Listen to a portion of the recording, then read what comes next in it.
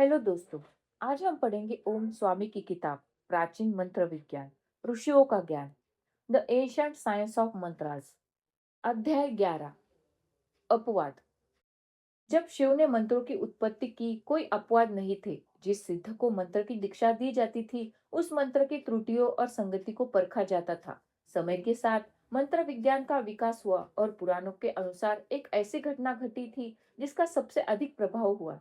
उस घटना ने अनेक मंत्रों को मंत्र जाप के लिए मुक्त कर दिया और उसका आह्वान कोई भी कर सकता था। एक धर्मनिष्ठ ब्राह्मण ने ऋग्वेद के एक पद का पाठन कर रहे थे। यह मंत्र आगे जाकर मृत्युंजय मंत्र बन गया, जिसके प्रयोग से मृत्यु पर भी विजय प्राप्त की जा सकती है। वह पूरी श्रद्धा, भक्ति और उत्साह के साथ इस मंत्र का जाप कर रहे थे। ओम त्र्यंबकम यजामहे सुगंधिम पुष्टिवर्धनम उर्वारुकमिव बंधना मृत्यु मोक्षे मृमुता। ये त्रिनेत्रों वाले सुगंधित शिव की प्रार्थना करता हूँ, जो सभी देवताओं का पोषण करते हैं।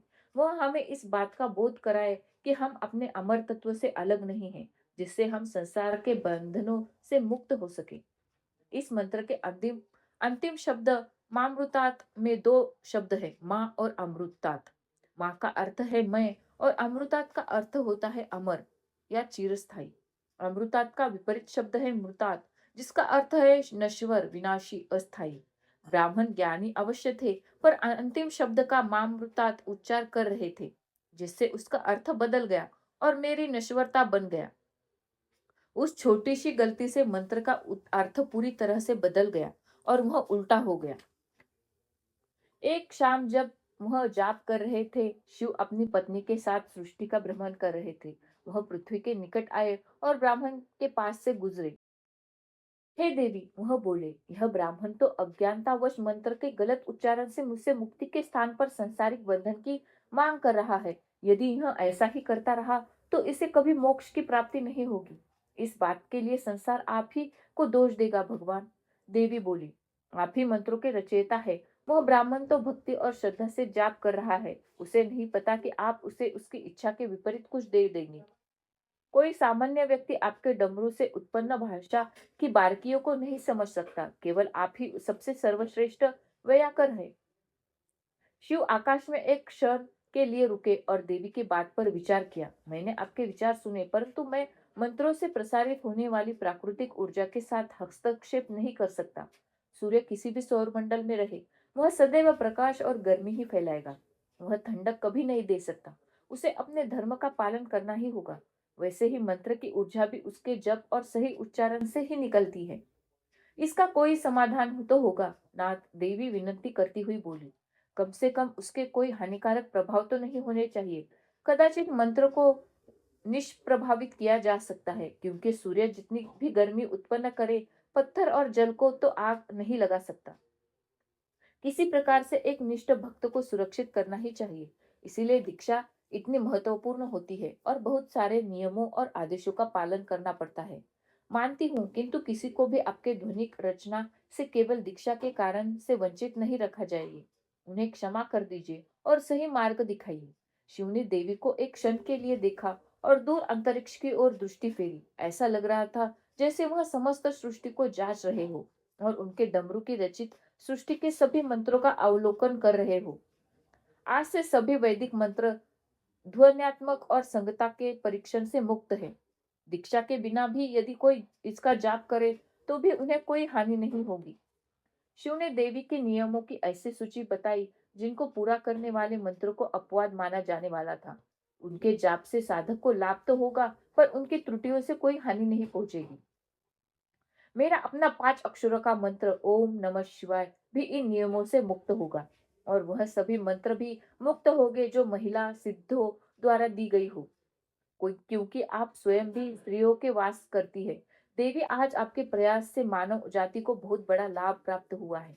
शिव जानते थे कि संस्कृत में ध्वनात्मक शुद्धता की बहुत महत्वता है, इसलिए उन्होंने मंत्रों का एक नया वर्ग बनाया, जिसे शाबर मंत्र कहा जाता है। यह स्वयं सिद्ध मंत्र होते हैं, जिनका उपयोग विभिन्न लौकिक विषयों के लिए किया जाता है। जिससे भी महत्वपूर्ण बात यह है कि उस वरदान से शिव ने लाखों करोड़ों मंत्रों को मुक्त कर दिया। जिन नियमों के आधार पर मंत्र को मुक्त किया जाता है, उनका उल्लेख इस अध्याय के अंत में किया गया है। ऐसे अनेक मंत्रों का उपयोग जाप, आध्यात्मिक विकास और अन्य उद्देश्यों के लिए होता है, जिनके षडंग नहीं होते। जिसमें से अधिकांश मंत्र पिछले 1000 वर्षों में अत्यंत लोकप्रिय हुए हैं और कुछले पिछले 100 वर्षों में ऐसा भी संभव है कि कोई स्तुति या स्तोत्र मंत्र हो या मंत्र विज्ञान की रूपरेखा के अनुरूप न हो। वैसे भी हर नियम के अपवाद तो होते ही हैं। मंत्र योग में भी ऐसे अनेक मंत्र हैं जिनको दीक्षा के बिना भी अपनाया जा सकता है। हालांकि दीक्षा लेना अनुशासित है। कोई भी मंत्र के जाप से लाभ होगा या नहीं, इसकी चिंता न किए बिना इन मंत्रों का उपयोग कर सकता है। इसका अर्थ यह नहीं कि ऐसे मंत्र प्रभावी नहीं होते।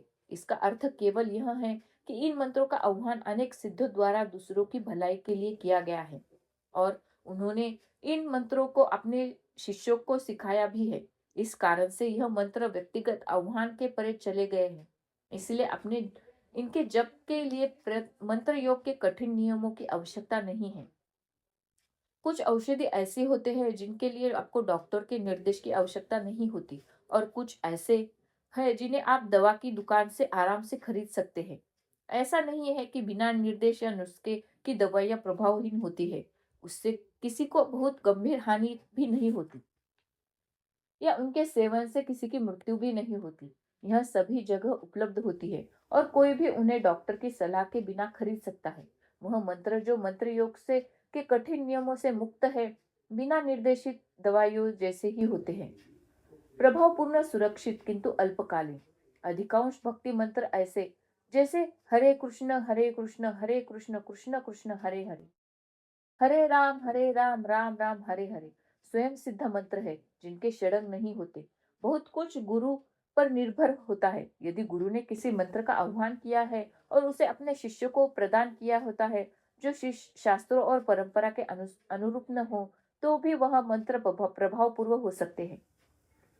किंतु उस मंत्र में शिष्य या साधक की दीक्षा होनी चाहिए। अन्य सभी मंत्रों के लिए नियमों का पालन करना लाभदायक होगा। रुद्रामलम और अन्य शास्त्र उन मंत्रों के विषय में बहुत स्पष्ट है जिन्हें किसी विशेष परीक्षण की आवश्यकता नहीं होती। नीचे कुछ ऐसे मंत्रों की सूची दी गई है जिन्हें कली युग के संगतता और अन्य किसी नियम की आवश्यकता नहीं है। आपके गुरु ने जिस मंत्र में आपको दीक्षा दी हो, कृष्ण का कोई भी मंत्र, मंत्र जो आपको आप सपने में दिया गया हो, यदि आपको बिना दीक्षा के मंत्र किसी स्त्री सिद्ध द्वारा दी गई हो, केवल एक बीज अक्षर वाले मंत्र, 3 बीज वाले मंत्र, मंत्र जिनसे 20 से अधिक वर्ण है, सभी वैदिक मंत्र जैसे अनेक मंत्र हैं